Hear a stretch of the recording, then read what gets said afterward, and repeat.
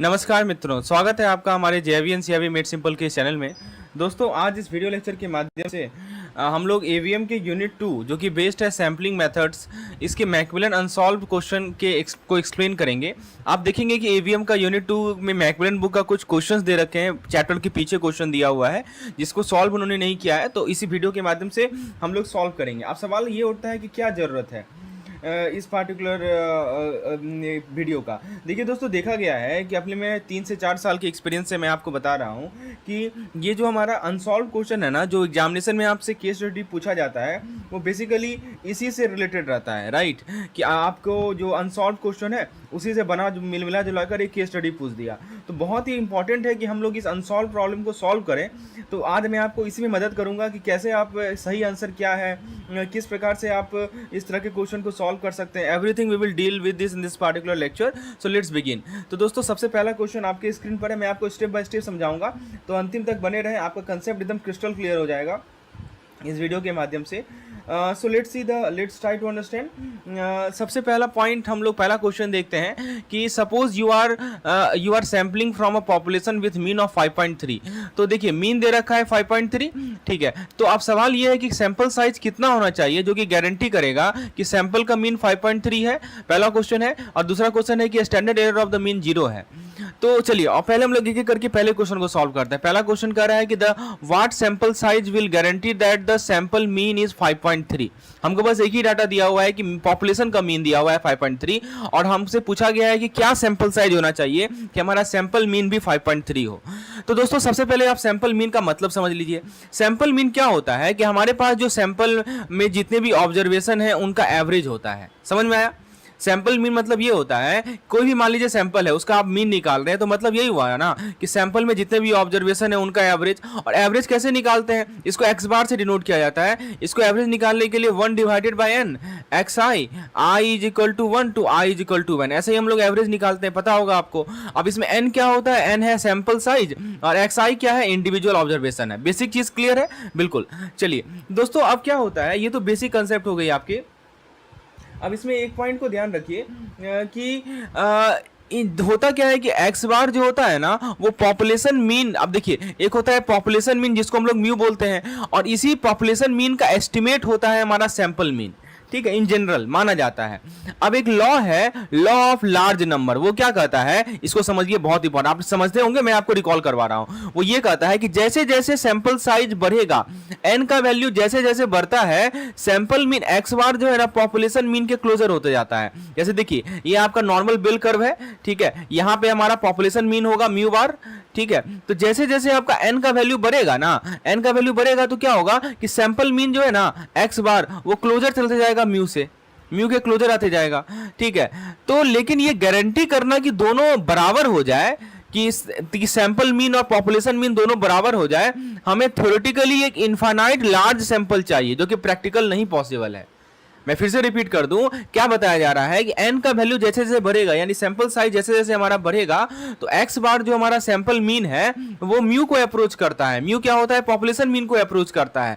लेकिन आप कहेंगे कि दोनों बराबर ही हो जाए, तो ये पॉसिबल तभी है जब n हमारा इनफाइनाइट हो।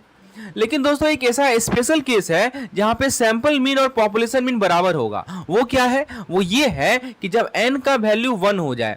n का वैल्यू जब 1 होगा ना, मतलब सैंपल साइज यदि 1 होगा, और सिंगल ऑब्जर्वेशन जो है एग्जैक्टली पॉपुलेशन मीन के बराबर होगा, single observation is exactly the population mean, तो ये ट्रिवियल केस है और प्रैक्टिकल नहीं है जनरल सैंपलिंग पर्पस के लिए। तो यदि आप इसका सही जवाब पूछेंगे इसका, तो सवाल आंसर यही होगा कि n का वैल्यू इनफाइनाइट हो जाए या n का वैल्यू 1 हो जाए, ठीक है। तो इस केस में हमारा क्या होगा कि पॉपुलेशन मीन और सैंपल मीन बराबर होगा, ठीक है। और हम लोग मानते भी हैं for large sample size we consider that both are equal, right. इस पे सवाल भी पूछा गया, पता है आपको, इस पे केस स्टडी पूछा गया था इसी कंसेप्ट पे 2000 इससे पहले जो पिछला एग्जाम हुआ था, इससे उसके पिछला मतलब जून वाले एग्जामिनेशन में।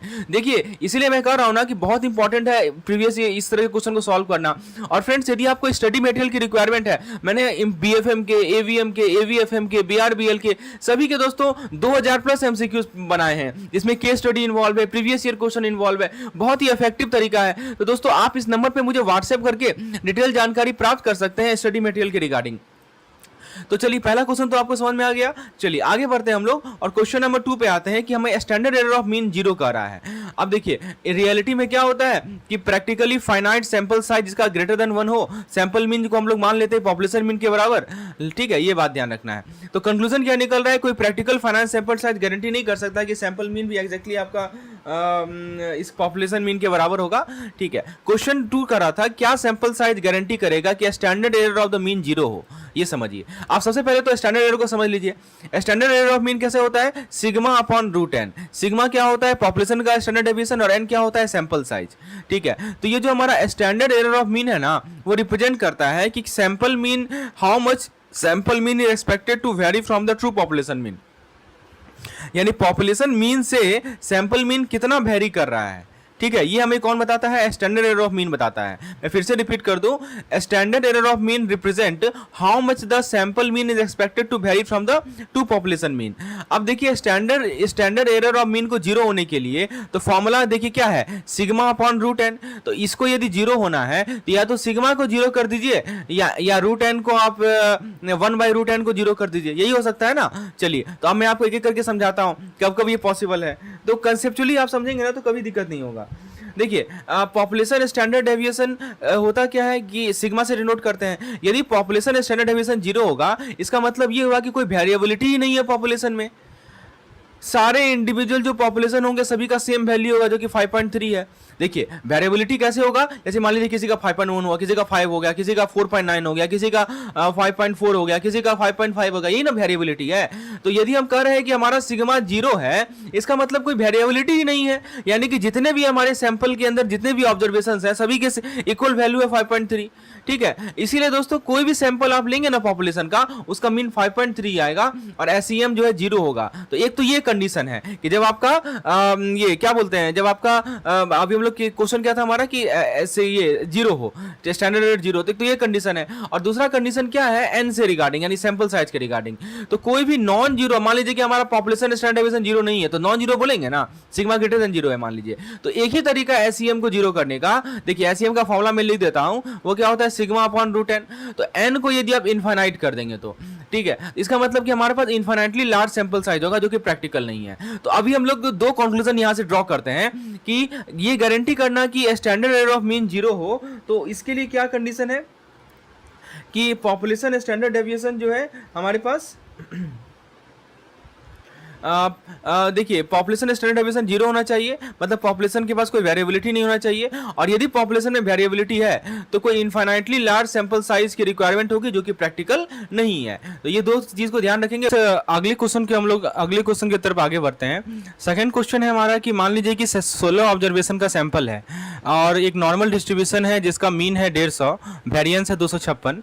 तो आपके सामने 4 सवाल पूछे जा रहे हैं। क्या प्रोबेबिलिटी है कि मीन जो है 160 से कम होगा? बी कह रहा है क्या प्रोबेबिलिटी है कि मीन जो है 142 से ज्यादा होगा?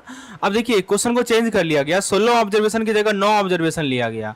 तो क्या प्रोबेबिलिटी है मीन 160 से कम होगा, और क्या प्रोबेबिलिटी है मीन, आई थिंक 1 यहाँ मिसिंग है, 142 से ज्यादा होगा।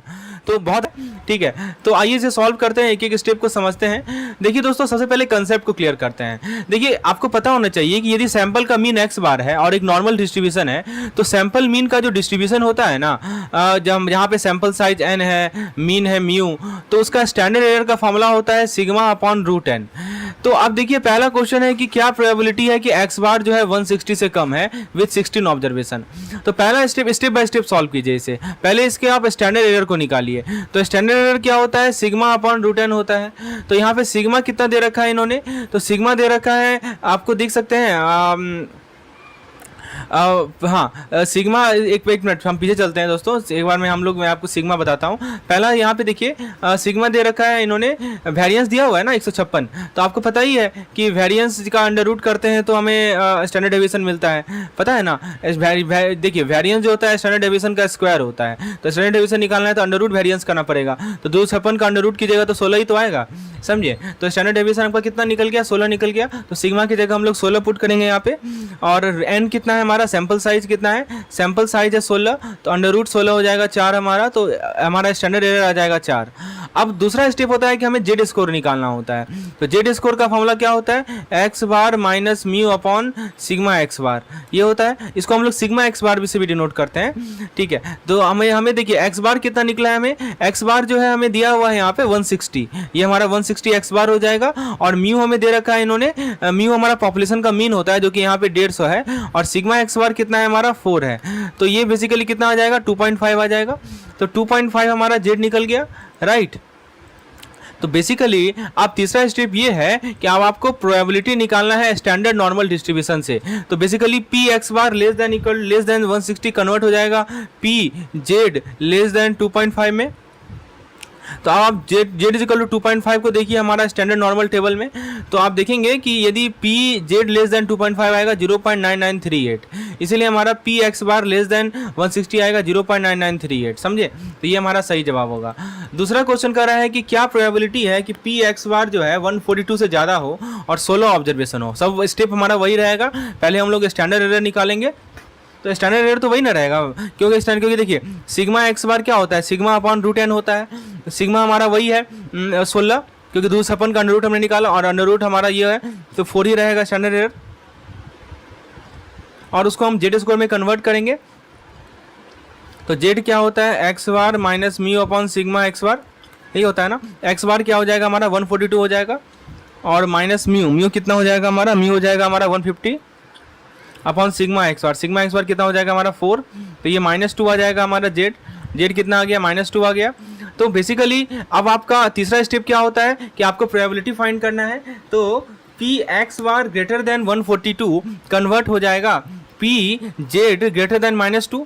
अब आप स्टैंडर्ड नॉर्मल टेबल को यूज कीजिए। तो पी जेड ग्रेटर देन -2, देखिए मैं समझाता हूँ इसको। देखिए बेसिकली नॉर्मल डिस्ट्रीब्यूशन टेबल ऐसा होता है ना, ठीक है। तो कह रहा है कि पी जेड ग्रेटर देन -2 कहीं यहाँ आएगा, मतलब ये वाला इलाका। मैं इसको थोड़ा सा मैं सही से लिखता हूँ ताकि आपको कंसेप्ट क्लियर हो। देखिए ये हमारा नॉर्मल डिस्ट्रीब्यूशन टेबल है, ठीक है। और यदि आप -2 को ऑब्जर्व करेंगे तो -2 कहीं यहाँ आएगा। तो पी जेड ग्रेटर देन -2 का मतलब समझ रहे हैं आप कि ये वाला इलाका का आपको एरिया निकालना है। तो इसको नहीं लिख सकते हैं 1 minus P Z less than -2, लिख सकते हैं ना, क्योंकि ये मतलब सिंपल सा टोटल एरिया 1 है। टोटल एरिया कितना है 1 है, उसमें से ये वाला एरिया यदि आप माइनस कर दें जो मैं डॉट से जो कर रहा हूँ, तो ये वाला एरिया नहीं मिल जाएगा, वही कर रहा है ये। तो आप पी जेड लेस देन -2 का वैल्यू आप प्रोबेबिलिटी टेबल को देखिए, ये आपको 0.0228 मिलेगा। दोस्तों इस पे मैंने अलग से एक लेक्चर दे रखा है, प्रोबेबिलिटी टेबल कैसे देखा जाता है, उसका लिंक मैं आपको डिस्क्रिप्शन सेक्शन में प्रोवाइड कर दूंगा। Please go through that video so that the make concept more clear. और दोस्तों एग्जामिनेशन में आपको निश्चिंत रहना है, क्वेश्चन में आपको दिया रहेगा, ठीक है। तो क्वेश्चन में आपको प्रोबेबिलिटी का वैल्यू दिया रहता है, कोई जेड टेबल का यूज करना नहीं होता है वहां पे, ठीक है। तो बेसिकली आपको प्रोबेबिलिटी कितना मिल गया 0.9772, और इससे 5 मार्क्स का केस स्टडी फिक्स है सैम्पलिंग से। तो इसके लिए बहुत थोड़ा सा मेहनत करने की आवश्यकता है इस टॉपिक पे। तो आपको समझ में आ गया। चलिए अब क्वेश्चन नंबर सी का रहा था कि आपको निकालना है probability x bar less than 160 with 9 observation. अब कितने ऑब्जर्वेशन है हमारे पास, 9 ऑब्जर्वेशन। अभी तक कितने थे हमारे पास, 16 ऑब्जर्वेशन थे, राइट। अब 9 ऑब्जर्वेशन हो गए। तो 9 ऑब्जर्वेशन जैसे ही हुआ तो हमारा सिग्मा एक्स बार चेंज हो जाएगा। स्टैंडर्ड एरर का फॉर्मूला क्या होता है, sigma upon root n. Sigma तो 16 ही रहेगा, एन हो जाएगा √9 यानी 16/3 हो जाएगा, यानी 5.33 हो जाएगा, समझे। तो हमारा सिग्मा ये सिग्मा एक्स बार चेंज हो गया, 5.33 में कन्वर्ट हो गया। अब जेड इसको निकालने के लिए क्या करेंगे, तो जेड का फॉर्मूला क्या होता है, जेड का फॉर्मूला होता है X bar minus mu upon sigma X बार।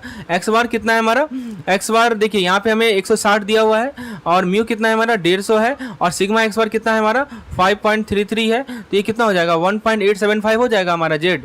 अब हमें क्या निकालना है प्रोबेबिलिटी। अब तो प्रोबेबिलिटी में कन्वर्ट कीजिए, पी एक्स बार लेस देन 160 कन्वर्ट हो जाएगा पी जेड लेस देन 1.875। तो आप सबसे पहले जेड इज इक्वल टू 1.875 को देखिए अपने नॉर्मल टेबल में।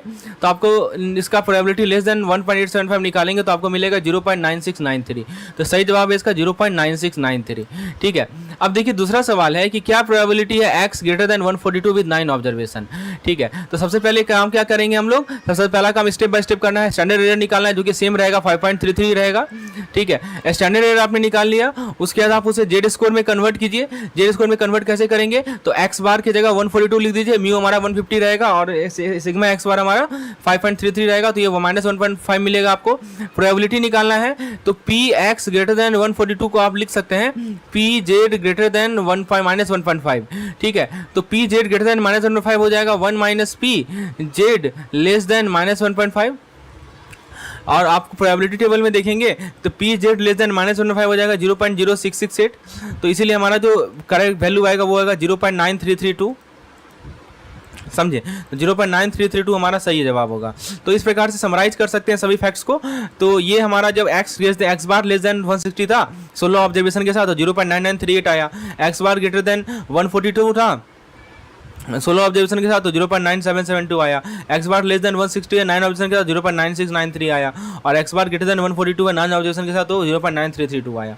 चलिए अगला सवाल देखते हैं। ये भी आपके मैक्सवेल बुक से लिया गया है। पिछले आप देख सकते हैं पीछे सवाल दिया होगा ऐसा। क्वेश्चन पूछा जा रहा था कि 19 ऑब्जर्वेशन का सैंपल है, नॉर्मल डिस्ट्रीब्यूशन है, मीन 18 है, स्टैंडर्ड डेविएशन 4.8 है। तो आपको बताना है कि P16 x बार 20 इसका क्या चांस है। और दूसरा है कि P16 x बार 20 इसका क्या है। तो मान लीजिए तीसरा पूछ रहा है कि सैंपल साइज जो है 48 है, तो नया प्रोबेबिलिटी क्या होगा पार्ट ए में। तो ये 3 सवाल पूछा गया था। आइए सॉल्व करते हैं एक एक करके। तो आपको सबसे पहले जानकारी क्या दी गई है, क्वेश्चन को पढ़िए। यहाँ पे मीन दे रखा है पॉपुलेशन का कितना है 18, तो म्यू हमारा 18 हो गया। पॉपुलेशन का स्टैंडर्ड डेविएशन दे रखा है 4.8 यानी सिग्मा 4.8 हो गया। और एन का वैल्यू दे रखा है सैंपल साइज का 19। कंसेप्ट क्या है कि एक्स बार यदि मीन हो और सॉरी पॉपुलेशन सैंपल का मीन एक्स बार हो, पॉपुलेशन का मीन म्यू हो, तो स्टैंडर्ड एरर का फॉर्मूला होता है sigma upon root n. Part A में पूछ रहा है क्या प्रोबेबिलिटी है कि एक्स बार का वैल्यू 16 और 20 के बीच में लाई करेगा। स्टेप बाय स्टेप सॉल्व करना है हमें। सबसे पहला स्टेप यही होता है कि हम लोग स्टैंडर्ड एरर को कैलकुलेट करेंगे। तो स्टैंडर्ड एरर हमें मिलेगा सिग्मा अपॉन रूट एन, जो कि मिलेगा 1.10। सिग्मा कितना है आपका, सिग्मा आप देख सकते हैं 4.8 है, और रूट एन कितना है हमारा 15 है, तो अंडर रूट 19 करेंगे तो आपको मिलेगा 1.10। अब आप क्या करेंगे कि convert the limit to Z score. तो लिमिट को आप जेड स्कोर में कन्वर्ट कर दीजिए। कैसे कन्वर्ट करेंगे जेड स्कोर में, तो देखिए सबसे पहले आपको क्या करना है कि ये जो एक्स बार 16 दे रखा है इसके लिए जेड स्कोर निकालिए और 20 के लिए जेड स्कोर निकालिए। तो यदि हमारा एक्स 16 है तो 16 के लिए जेड स्कोर कितना होगा। तो फॉर्मूला आपको पता ही है, जेड का फॉर्मूला क्या होता है X bar minus mu upon sigma X bar. तो एक्स बार की जगह 16 डाल दीजिए, एक्स बार की जगह आप 16 लिख देंगे। और आपका म्यू 18 दे रखा है और सिग्मा एक्स बार हमने अभी निकाला है, कितना निकाला है 1.10। देख सकते हैं आप पीछे यहाँ हमने निकाला है। तो बेसिकली हमारा जेड निकल जाएगा -1.82 और एक्स बार यदि 20 है तो जेड निकल जाएगा 1.82। समझे। तो ये बात 2 चीज़ समझ में आई आपको, जेड हमने निकाला दोनों का।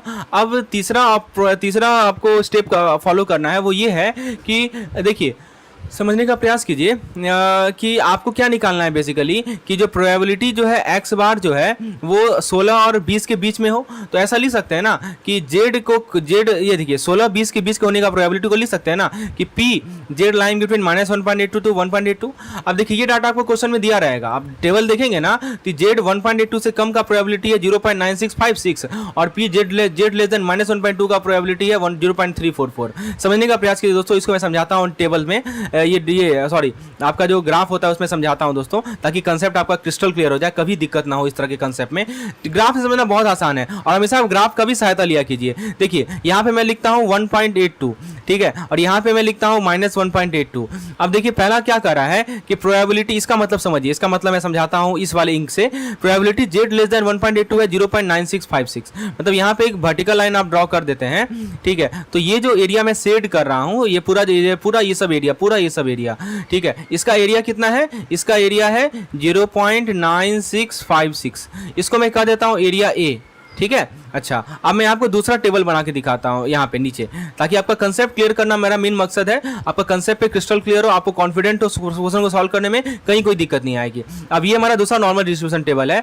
अब इसका मैं मीनिंग समझाता हूँ। देखिए -1.82 कहाँ होगा, कहीं यहाँ पे होगा ना, माइनस, मैं इसे थोड़ा सही से लिखता हूँ 1.82। तो प्रोबेबिलिटी जेड लेस देन -1.82 का मतलब ये हुआ कि ये वाला एरिया जो मैंने यहाँ पे सेट कर रखा है, ठीक है, ये वाला एरिया इधर से पूरा एरिया उसका, तो इसका एरिया का वैल्यू कितना दे रखा है 0.0344, ठीक है। अच्छा अब आपको क्या करना है दोस्तों, यहाँ पे मैं ड्रॉ करता हूँ तीसरा कलम का यूज करता हूँ, इस कलम का यूज करता हूँ। अब आपको क्या करना है कि ये हमारा नॉर्मल डिस्ट्रीब्यूशन टेबल है, ठीक है। आपको ये बताना है कि यहाँ पे हमारा है -1.82 और यहाँ पे हमारा होगा +1.82। आपको बताना है कि ये वाला एरिया कितना है, ठीक है। तो इसको हमने ए माना, इसको हमने क्या माना ए, ठीक है, इसको हमने माना बी। अब आप बता सकते हैं दोस्तों यदि ए में से हम बी घटाएंगे तो हमें ये सी वाला एरिया नहीं मिलेगा, सी है बी वाला एरिया। देखिए तो करना क्या है आपको कि ए में से बी घटाना है तो आपको सी मिल जाएगा। मैं फिर से रिपीट कर दूं, ए कौन सा है वो देख लीजिए जरा, डायग्राम को देखिए। ए मतलब ये पूरा एरिया जो कि यहाँ पे मैंने सेट करके रखा है, सब इधर से लेके पूरा अंत तक, और बी मतलब कि इतना दूर का एरिया। तो ए में से बी घटाएंगे तो हमें सी मिल जाएगा। हमें सी तो निकालना है, तो वही हम करेंगे। हमने ए निकाल लिया, ये कितना निकला 0.9656, बी निकाल लिया, बी कितना निकला 0.0344, तो 0.9656 में से 0.0344 माइनस करेंगे तो हमें नहीं मिल जाएगा आंसर। अब देखिए वही आंसर यहाँ पे दिया गया है, और बहुत लोग यहाँ कंफ्यूज हो जाते हैं कि ये कैसे लिख दिया। भाई आपको कुछ नहीं करना है, आपको डायग्राम को फॉलो करना है, डायग्राम फॉलो कीजिए, सब कंसेप्ट क्लियर होगा।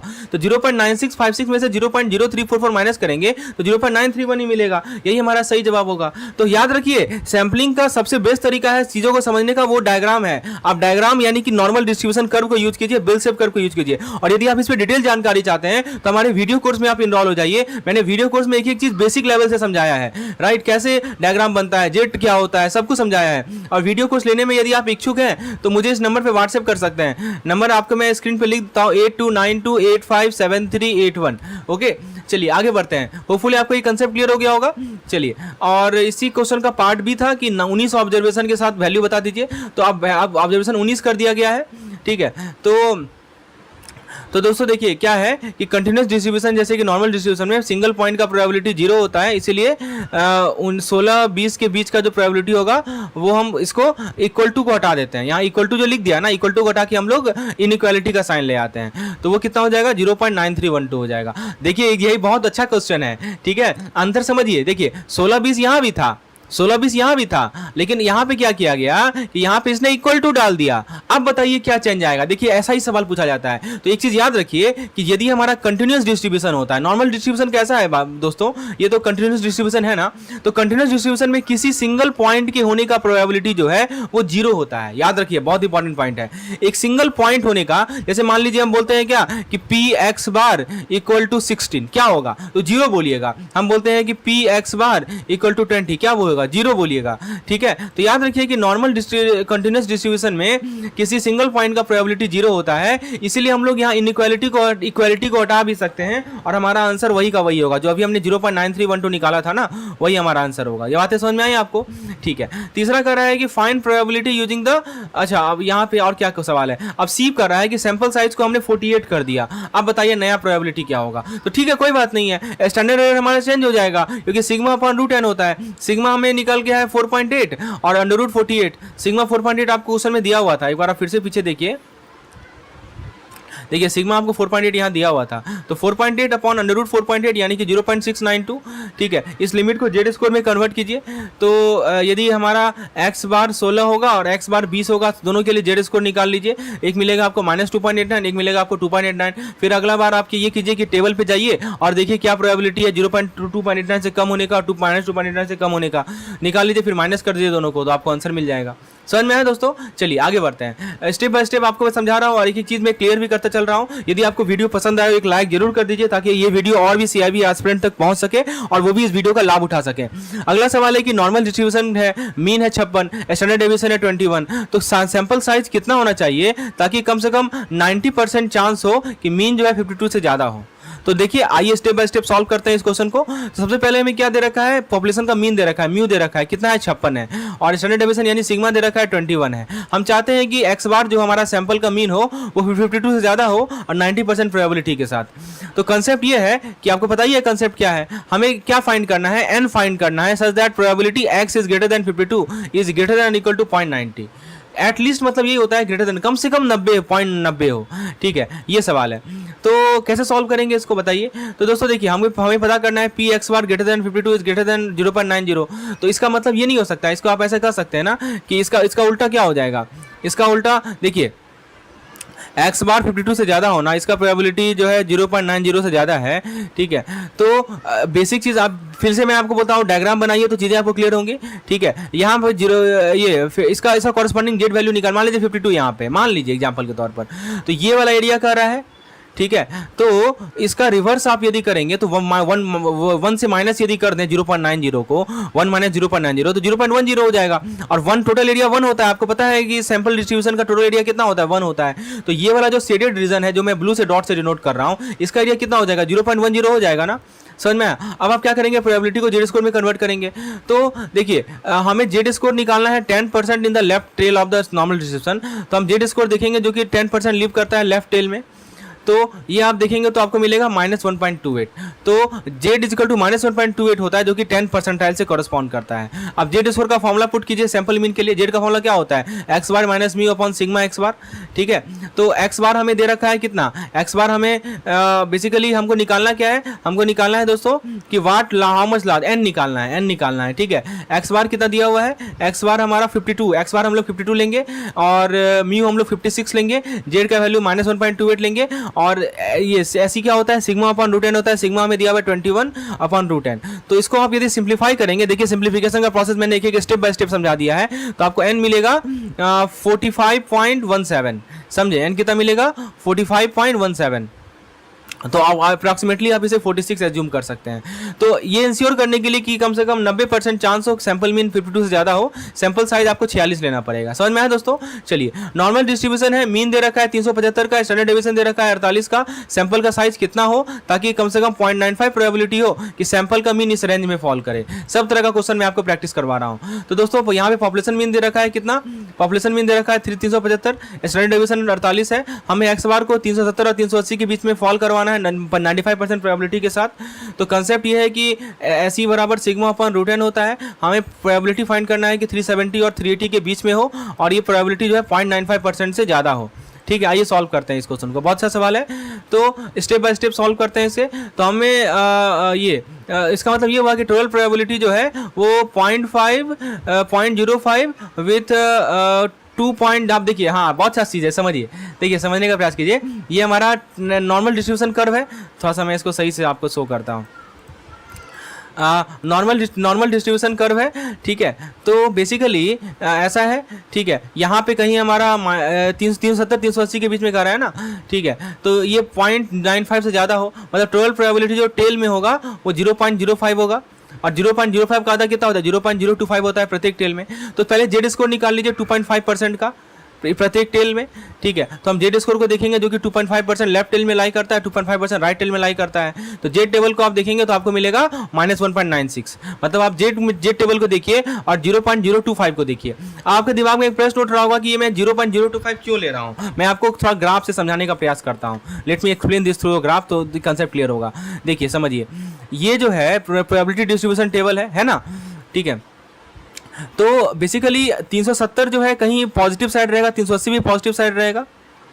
ठीक है, तो आपको बताना है कि क्या प्रोबेबिलिटी है कि इसके बीच का जो एरिया है वो 0.95 से ज़्यादा हो। तो यदि यही एरिया 0.95 से ज़्यादा हो जाएगा तो बाकी का जो एरिया होगा वो 0.95 से कम होगा, और 0.95 टोटल एरिया 1 होता है, तो 1 माइनस 0.95 की जगह तो कितना आ जाएगा, 0.05 आ जाएगा। तो टोटल प्रोबेबिलिटी 0.05, इसका आधा कितना होता है 0.025। तो आपको क्या करना है कि 0.025 को देखना है कि आपका जेड टेबल में कहाँ पे है, और उसका देखना है कि उसके कॉरस्पॉन्डिंग जेड वैल्यू कितना है। तो आप देखेंगे -1.96 और +1.96। ठीक है, ये दो वैल्यू आपको मिलेगा। तो उसके कॉरस्पॉन्डिंग जो आपको जेड वैल्यू मिलेगा वो -1.96 और +1.96 मिलेगा। तो आप जेड मिल गया आपको -1.96, तो आप क्या करेंगे, फॉर्मूला में पुट करेंगे। ठीक है, तो एक बार -1.96 के लिए निकाल लीजिए ऐसी का वैल्यू, और एक बार +1.96 ऐसी का वैल्यू निकालिए। ठीक है, जो कि आपको मिलेगा 2.55। अब उसके बाद n निकाल लीजिए, तो आपको मिलेगा 354.19, तो n का वैल्यू मिलेगा आपको 355। चलिए अगला सवाल देखते हैं। सवाल में पूछा जा रहा है कि पवई लेक में यदि आपको फ्लैट लेना है तो उसका एवरेज कॉस्ट है 62 लाख और स्टैंडर्ड डेविएशन दे रखा है 4.2 लाख। तो क्या प्रोबेबिलिटी है कि फ्लैट जो इस लोकेशन में होगा वो कम से कम 65 लाख का होगा। बहुत बढ़िया सवाल है। आपको मीन दे रखा है एवरेज कॉस्ट ऑफ फ्लैट, यानी पॉपुलेशन का मीन दे रखा है 62 लाख। आपको स्टैंडर्ड डेविएशन दे रखा है 4.2 लाख।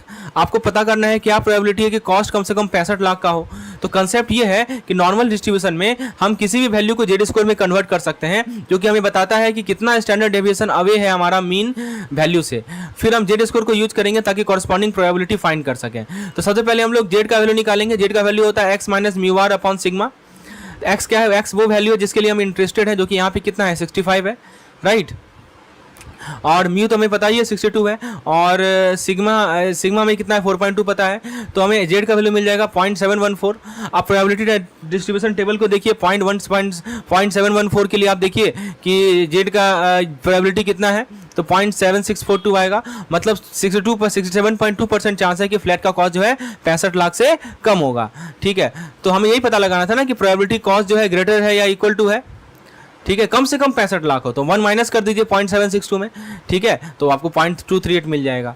मैं फिर से रिपीट करता हूं दोस्तों, पहले जेड निकाल लीजिए, जेड नहीं मिलेगा आपको 0.714, फिर टेबल पे चले जाइए, टेबल पे देखिए कि जेड यदि 0.714 है तो इसके कॉरस्पॉन्डिंग प्रोबेबिलिटी कितना है, तो आप देखेंगे प्रोबेबिलिटी मिलेगा आपको 76.2%। तो 76.2% चांस है कि कॉस्ट होगा ना वो आपका 65 लाख से कम होगा। आपसे पूछा गया है कॉस्ट कम से कम 65 लाख हो, मतलब 65 लाख से ज्यादा होना चाहिए, बराबर होना चाहिए, तो 1 से माइनस कर दीजिए तो आपको मिल जाएगा 0.238, यानी 23.8% चांस है। एक अगला सवाल देखते हैं, बहुत बढ़िया सवाल है। 120 बार कॉइन को हमने टॉस किया, क्या प्रोबेबिलिटी है कि जो नंबर ऑफ हेड है वो 40 से 60 के बीच में आएगा। देखिए बहुत अच्छा सवाल है, इसको समझते हैं। ठीक है, तो दोस्तों ये जो यहाँ पे सेंट्रल लिमिट थ्योरम क्या कहता है कि यदि हमारा सैंपल साइज लार्ज एनफ हो ना तो सैंपल का मीन का डिस्ट्रीब्यूशन जो है ना वो नॉर्मल माना जाता है। ये सेंट्रल लिमिट थ्योरम का कहना है और उसी को हम लोग यहाँ पे यूज करेंगे कि यदि हमारे पास एनफ लार्ज सैंपल साइज हो तो सैंपल मीन का डिस्ट्रीब्यूशन भी नॉर्मल होता है। अब आप समझिए यहाँ पे बाइनोमियल, यहाँ पे नॉर्मल डिस्ट्रीब्यूशन नहीं आएगा, यहाँ बाइनोमियल डिस्ट्रीब्यूशन आएगा। बाइनोमियल डिस्ट्रीब्यूशन के लिए इसका मतलब ये हुआ कि हम अप्रॉक्सीमेट करेंगे कि सक्सेस होने का जो चांस है, यहाँ पे सक्सेस होने का चांस मतलब ये हुआ हेड आने का चांस, यही ना पूछ रहा है ये क्या प्रोबेबिलिटी हेड आए, तो यही होता है सक्सेस। सक्सेस मतलब आपको पता होगा बाइनोमियल डिस्ट्रीब्यूशन में एक सक्सेस आता है, एक फेलियर होता है। यहाँ पे सक्सेस का मतलब ये हुआ कितना बार हेड आएगा, तो हेड होने का चांस जो है यही हमारा सक्सेस है। हम लोग एक नॉर्मल डिस्ट्रीब्यूशन एज्यूम करेंगे जहाँ पे n लार्ज हो। तो सबसे पहले बाइनोमियल डिस्ट्रीब्यूशन को डिफाइन कीजिए कि नंबर ऑफ हेड को कैपिटल X मान लीजिए, 120 टॉस में वो एक बाइनोमियल डिस्ट्रीब्यूशन को फॉलो कर रहा है, तो उसको ऐसे लिख सकते हैं आप मैथमेटिकली, x बार बाइनोमियल डिस्ट्रीब्यूशन जिसका n दे रखा है 120। देखिए ना वो 120 टॉस किया गया, सैंपल साइज 120 हो गया। और आज ये बताइए एक बार यदि आप कॉइन को टॉस करेंगे तो सक्सेस होने का प्रोबेबिलिटी क्या है, 1/2 है ना, या तो हेड आएगा या टेल आएगा, तो डिनोमिनेटर में हमने 2 लिख दिया, या हेड आने की संभावना क्या है, एक बार आ सकता है, तो 1/2 हो जाएगा। इसीलिए हमने p मतलब क्या होता है, प्रोबेबिलिटी ऑफ सक्सेस, यानी p को हमने कितना ले लिया 0.5। प्रोबेबिलिटी ऑफ फेलियर को हम लोग q से डिनोट करते हैं, जो कि वो भी कितना होगा 0.5 होगा। ये बातें समझ में आई। अब आपको बाइनोमियल डिस्ट्रीब्यूशन का फॉर्मूला याद है कि नहीं याद है, ये आपको याद होना चाहिए। बाइनोमियल डिस्ट्रीब्यूशन का मीन निकाल लीजिए, स्टैंडर्ड डेविएशन निकाल लीजिए। मीन का फॉर्मूला होता है म्यू बराबर एनपी होता है। एन कितना है हमारा 150, पी कितना है हमारा 0.5, तो एन मिल जाएगा हमें 60। बहुत इंपॉर्टेंट क्वेश्चन है दोस्तों, समझिए। और दूसरा हमें निकालना है सिग्मा। सिग्मा जो बाइनोमियल डिस्ट्रीब्यूशन का होता है वो होता है एनपी इंटू क्यू, ठीक है, यानी तो एनपी इंटू 1 माइनस पी भी कर सकते हैं, अंडर रूट कर लीजिए। तो n कितना है हमारा 120, p कितना है 0.5 सॉल्व करेंगे तो आप इसको मिलेगा 5.477। ये बातें समझ में आ रही है। अब आपने क्या करना है, तीसरा स्टेप में स्टैंडर्डाइज करना है वेरिएबल को जेड स्कोर फॉर्मूला से। तो जेड का फॉर्मूला होता है x minus mu upon sigma, ठीक है। x 40 ले लीजिए, x 60 ले लीजिए, इसका जेड कॉरस्पॉन्डिंग जेड वैल्यू निकालिए। 60 के लिए जेड वैल्यू निकालिए। पहले के लिए जेड वैल्यू मिलेगा आपको -3.65, दूसरे के लिए जेड वैल्यू मिलेगा आपको 0, समझ रहे हैं। तो अब आपको निकालना है क्या प्रोबेबिलिटी है कि जेड का वैल्यू -3.65 से 0 के बीच में है। आप देखिए इसका डायग्राम से समझिए तो अच्छे से क्लियर हो जाएगा। तो 0 तो यहाँ पे कहीं होगा, बीच में 0 होता है, और -3.65 जो है यहाँ पे होता है। आपको ये वाला एरिया निकालना है, ये वाला एरिया निकालना है ना, ठीक है। तो बहुत सिंपल सी बात है, इसका एरिया निकालना काफी आसान है। मैं इसको थोड़ा समझाता हूँ, डायग्राम से समझाता हूँ दोस्तों, अच्छे समझाता हूँ दोस्तों। देखिए ये हमारा नॉर्मल डिस्ट्रीब्यूशन टेबल है, ठीक है। अब यहाँ पे कहीं पे होगा हमारा एक मिनट -3.65, ठीक है। तो टोटल एरिया कितना होता है लेफ्ट साइड का, टोटल एरिया होता है 0.5। तो 0.5 में से यदि हम ये वाला एरिया माइनस कर दें,